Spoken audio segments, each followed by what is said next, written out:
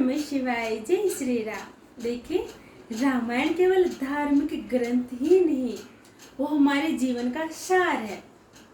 यदि हम इसके अर्थ को समझे तो, यदि हम इस रामायण को अपने जीवन में उतार ले तो ठीक उसी प्रकार जिस प्रकार भोजन होता है ताकि हमारे शरीर को ऊर्जा मिले, उसी प्रकार ये रामायण हमारे जीवन को सार्थक करती है। इसीलिए तो है, ये तभी मुमकिन है जब हम इस रामायण को हमारे जीवन में उतारेंगे। अब आप देखते हो कि रामायण में ईश्वर, भक्त और भक्ति, ये तीनों ही तत्व हमारे जीवन का सार, बस हमें यही उतारना है। राम को, बजरंगबली को और उनकी भक्ति को। आप देखते हो कि बजरंगबली हमेशा आदेश में रहते हैं क्योंकि वो भक्ति में लीन है। भक्ति क्या है? हमें अहंकार से बचाती है, हमें दूसरों के प्रति श्रद्धावान बनाती है। ये भगवान को जीवन में उतारने का अर्थ है। भक्ति को जीवन में उतारना, भगवान भक्ति की मेन वही है पूंजी हमारी कि आप भक्ति को उतारो। भगवान है इसलिए भक्त है, और भक्त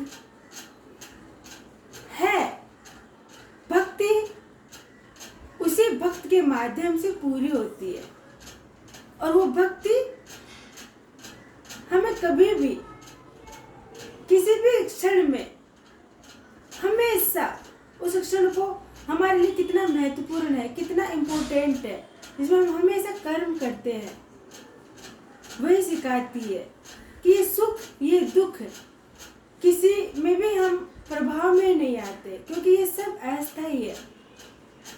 भक्ति से यदि हम जुड़ जाए, भक्ति को यदि हम अपने जीवन में उतार ले, तो इस सांसारिकता में होकर के भी हम इसमें कभी नहीं उलझेंगे।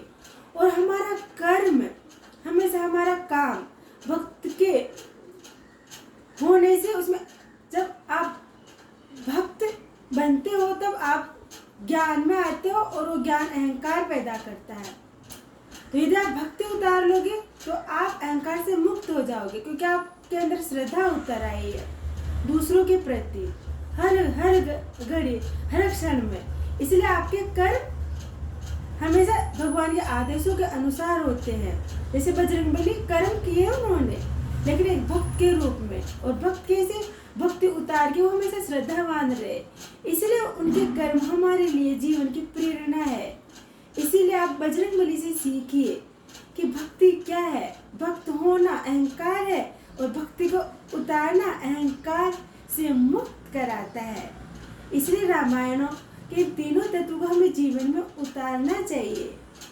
केवल रामायण का ज्ञान होना ये महत्वपूर्ण नहीं है, बस उन्हें अपने जीवन में उतारना ये महत्वपूर्ण है। ओम नमः शिवाय। जय श्री राम।